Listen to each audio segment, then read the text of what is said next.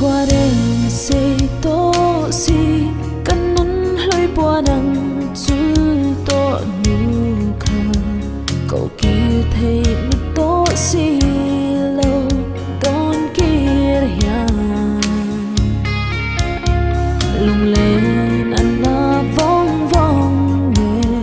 cần nhớ thấy tố đón si lâu chế đón lung ru ca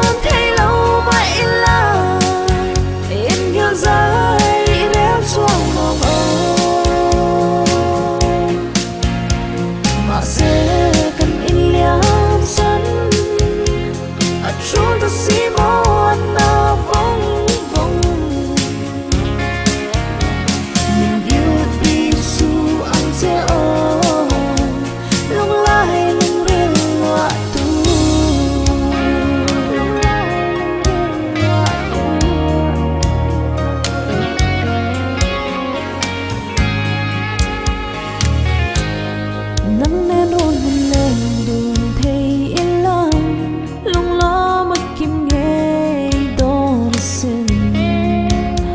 mà sẽ arem thấy tội đón si lâu mơ